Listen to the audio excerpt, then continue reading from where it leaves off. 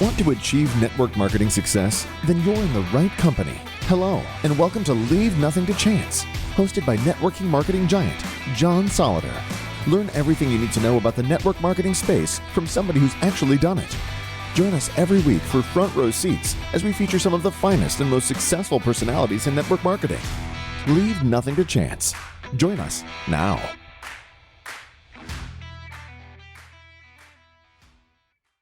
Wow, well, this is going to be a real privilege. I want to welcome to the Leaving Nothing to Chance Network a new friend, somebody whose work I've been looking at consistently here for a couple of weeks, and that is Mr. Simon Severino, all the way from Austria today. How are you? Hey, John, excited to be here. And you know, Simon, you've done so much in your short career, really. I mean, just a couple of decades, you've really been such a huge influence on so many businesses. So I have to kind of start at the top. Over $2 billion, billion with a B, that is, my friends, $2 billion in increases in sales over the last 21 years. How in the world have you done that? Well, in 21 years, you have multiple chances of doing that, right? So I had multiple chances, and they start with this. Client calls and says, Simon, sales is taking longer. Can we make it faster? Or, Simon, I'm having a price pressure. I feel like everybody wants to negotiate the price. I would like to charge more rather than less. Can we position our offer better? Or, Simon, I want to increase the sales motivation and sales power of my team. Can you help me hire people? Can you coach our people, train our people to have better tools and to be more motivated? So this is how it starts. And then for 90 days, we do a one-on-one coaching. And in these 90 days, we improve three things.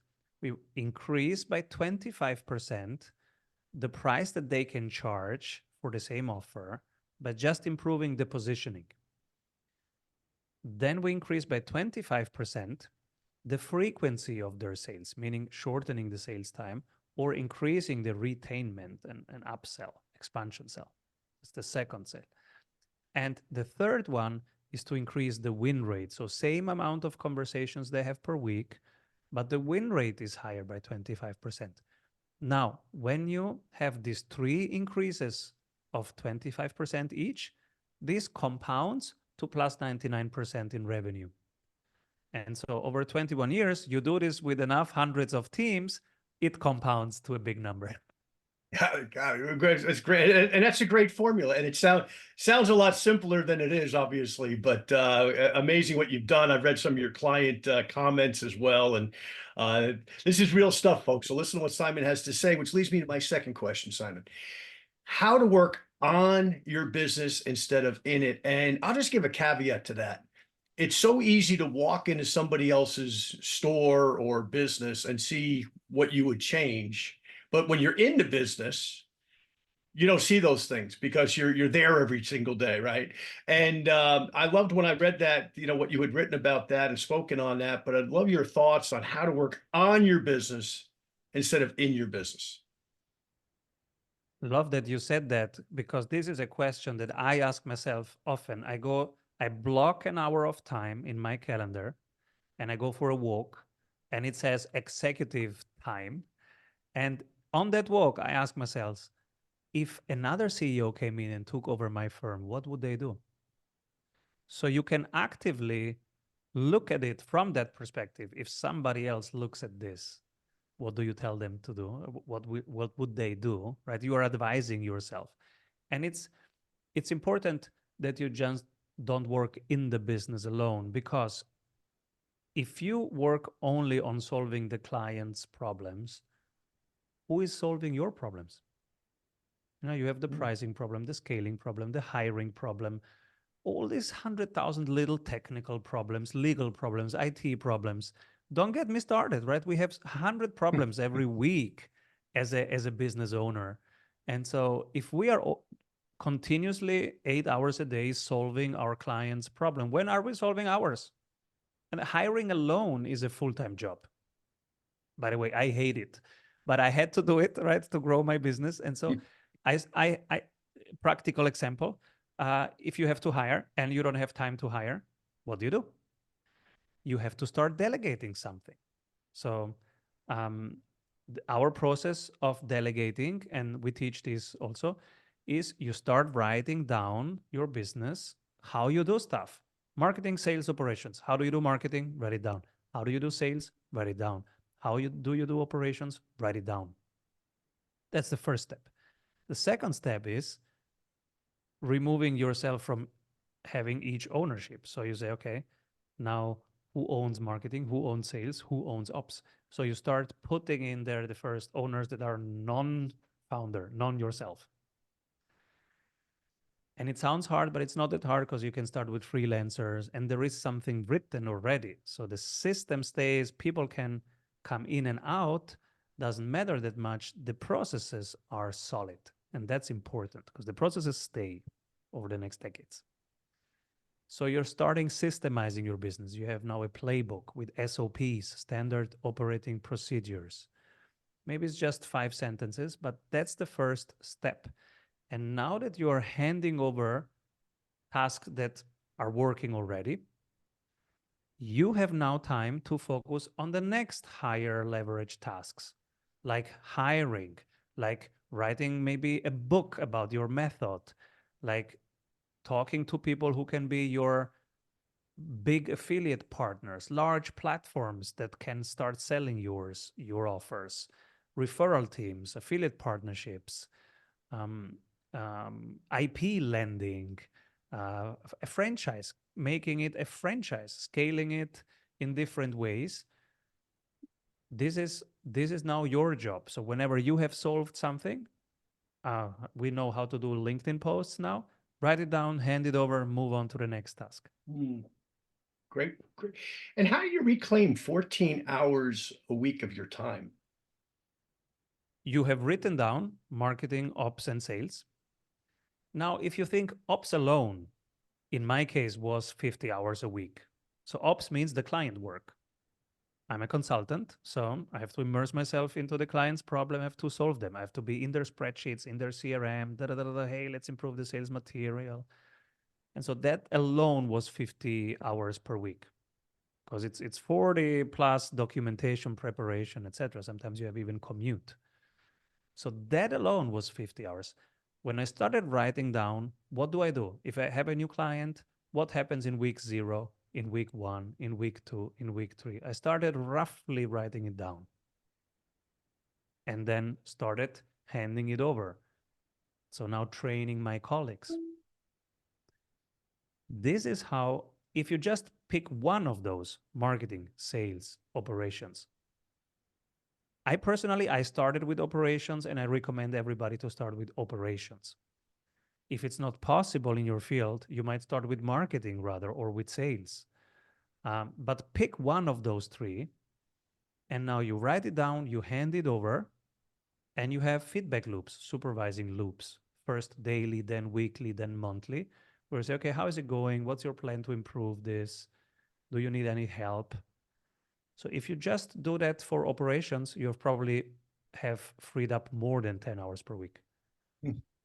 Interesting.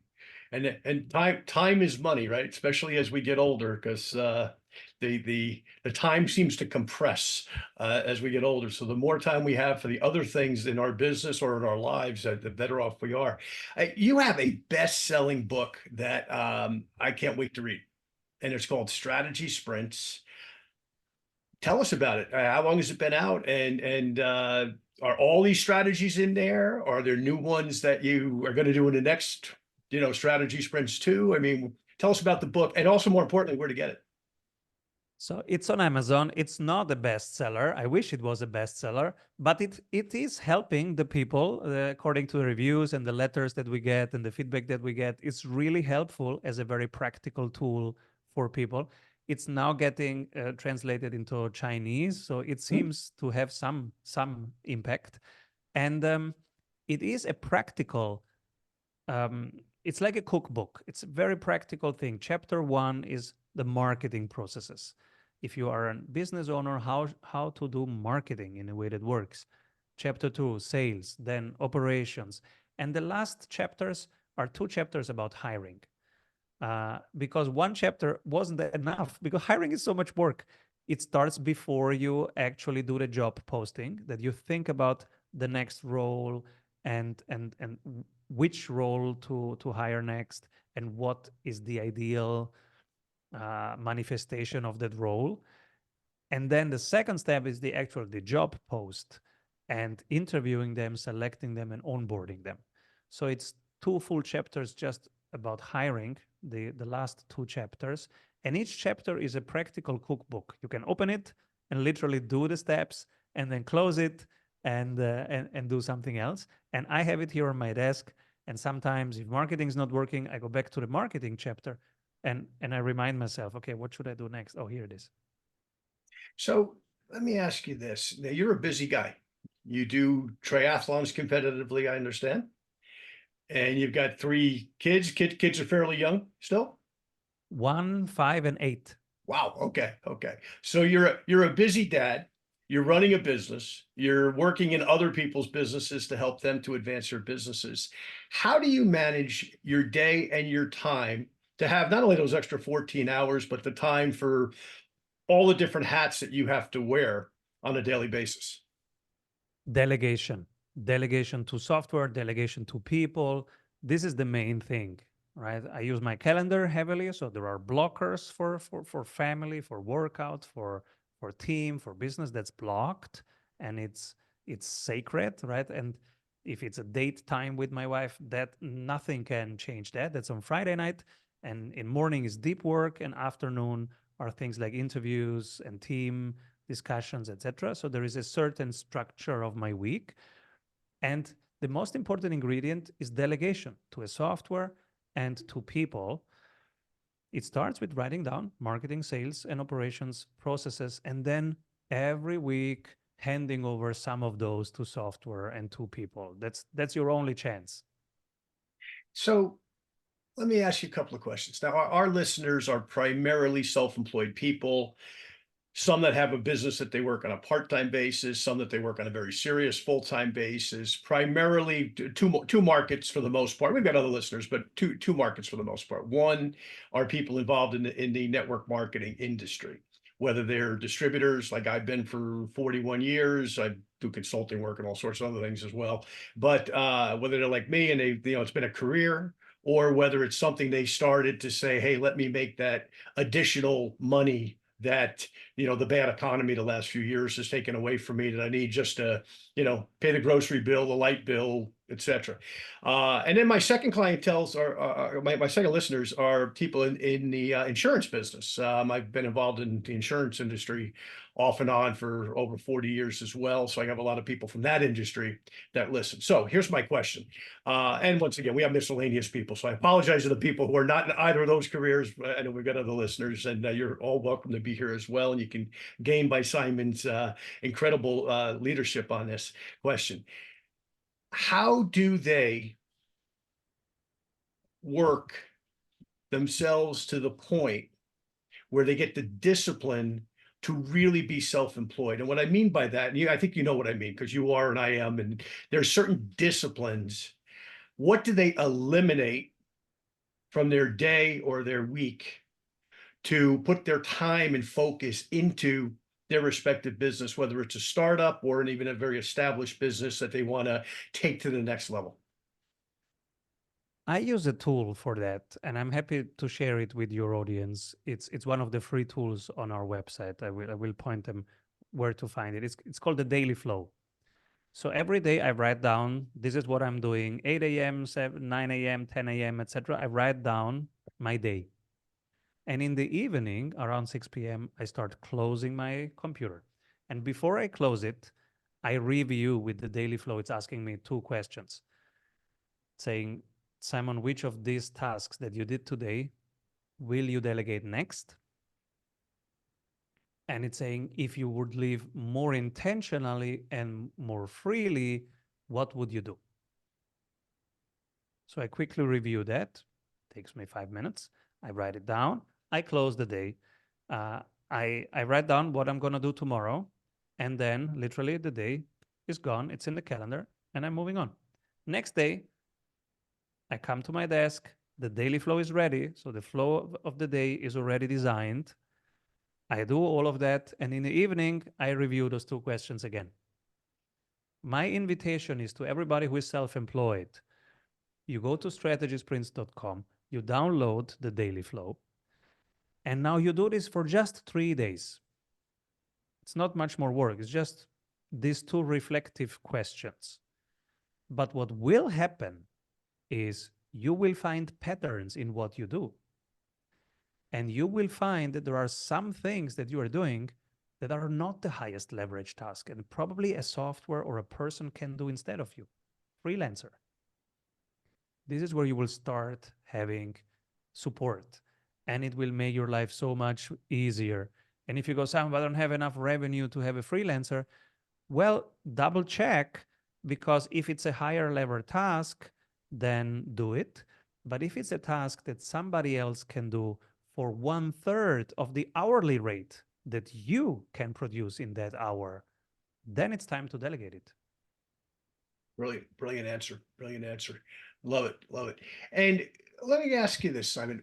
If there were one thing, only one thing a person could change that is not achieving the level of success that they feel that they are worthy of, what would that one thing that they could institute today be? Have fun. Mm. I think that's the single differentiator. If you look out there, what are your buying decisions, right? You're looking for a software, you're looking for a consultant, you're looking for a coach, you're looking for an insurance advisor, financial advisor. What makes the difference? I give my money to people who are happy. If they're having fun, I want them to manage my money and say, okay, I buy from you. Why? Because you're having fun. You seem to have something that's working. You're having fun. And so you will do the best with my money. You know what's amazing about that? It's such a simple answer. I love your answer, but I think of Starbucks, and Starbucks only hires happy people. I don't even drink coffee, but sometimes there's a Starbucks I could walk to from my house here, and sometimes I'll go just because I want somebody to say hello and have a smile on their face. And there's Bingo. Yeah, and then there's other businesses you walk into and you feel like you walked into, a mortuary. Yes. It's like, whoa, I don't want to be here. I absolutely said that energy. I love it. I love it. I love it. And let's flip that aside. So that's the one thing, being happy on a positive. What's the one thing that they can eliminate that they're doing, and by making that change, gain some of what they need to be doing to grow their respective business? This is so highly individual that they will need to do 2 or 3 days of the daily flow to find it, because it's different for everyone. For me, the first thing was to get rid of bookkeeping. I hate it. I'm not good at it. And it's not a high leverage activity. But how did I realize it? By writing it down, and I saw that I was spending hours on that and I don't like it. So my recommendation is get the daily flow. It's strategysprints.com. Then you write down just 2 days. And later, after 3 days, you find your pattern. You say, oh, this task, I hate it. I'm not the best at it. Let me outsource this or cut this or delegate this. And it's highly personal, because if you're great with numbers, you want to outsource the story kind of work. If you're great with story, you want to outsource the numbers and the spreadsheets and the tech kind of work. So it's really depending on what gives you energy and what's your superpower. Keep those and delegate the rest. Love it, love it. And I love that phrase, the superpower, because it's kind of like, hey, whatever you do best, do it and let somebody else do the rest, right? Exactly. And final question on this, Simon, because I know you're pressed for time. 2 questions, actually. I apologize. First question: is there a difference working with a small entrepreneur that's running a business like I described, small insurance agency, small real estate agency, network marketing, et cetera, like, kind of sole proprietor, maybe it's, mom and pop, husband and wife team, versus the Fortune 500 company level people that you work with? How do you work with them differently? How do you work with them the same? Totally different world, totally different problems that they have to solve. So the strategy sprints method is really built for the solopreneurs and small teams, because they have limited resources, they have limited time, And for them, sales is vital. So they have to have a full pipeline, because if the pipeline dries up, it's existential. They don't have much runway. They need cash flow. So the strategy sprints method is for the solopreneurs and small teams, and it optimizes for time and for cash flow. We do also work with the big brands, but there the problems are completely different problems. It's more about around alignment, and they have much more resources, and they have cash flows. So it's really about alignment and simplification and making them more nimble, more agile. So it's stripping away stuff. So it's really two completely different problem sets. And are you using a lot of the new AI tools in your business and advising folks at both, the solopreneurs or the Fortune 500 executive? Absolutely, a lot. And it goes back to delegating things to software and people whenever you can. There is great software and AI that can take work from you. One example that I'm using every day today is a software with AI built in that has our 8 steps. So the strategy sprints method has 8 steps of closing the deal. We've gave the AI those 8 steps, and now it's coaching me live. So if I have a sales call, it's live showing me if I'm talking more than 30% or less than 30%, because in our method, a good sales call is when the seller is talking less than 30% of the time. That has a much higher win rate. So it's showing us live during the call, the percentage. Then on the right side, we have our own battle cards, so objection handling battle cards.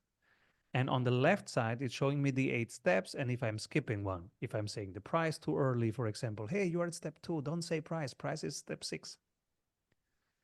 So that's one example of an AI. If you would have a sales coach doing that, first, they can't do it live. They watch the recording afterwards. Second, it's super expensive to have a sales coach for every single person on the sales team. So this is one example where AI really helps and can be more efficient and much cheaper than humans. Final question, Simon.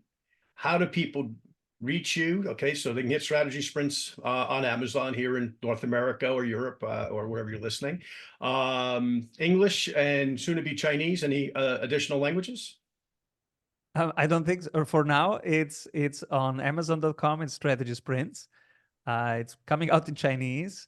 And if people want to find me, it's strategysprints.com, and they can push some buttons there and land on my calendar. I'm happy to take it from there if they have more questions. Great. Well, this has been a pleasure. If you can hang on for 1 minute, we'll just do our little housekeeping at the end. Any final comments for our listeners before we close? Just one, don't give up. Times are tough. Keep rolling. The winners are just the teams that stay in the game long enough to see their competitors go insolvent. You don't have to be amazing. You just have to keep liquid enough to go one more round. Your competitors will give up. You keep there rolling. Great. Well, thank you so much, Simon. It's been a privilege. Thanks. Thank you for listening to this week's episode of Leave Nothing to Chance. If you want to know more about what it takes to succeed in the network marketing space, join us again next week for another amazing episode. For additional resources and to connect with John Solitaire, visit leavingnothingtochance.com. Don't forget to leave a review, and we'll see you next time.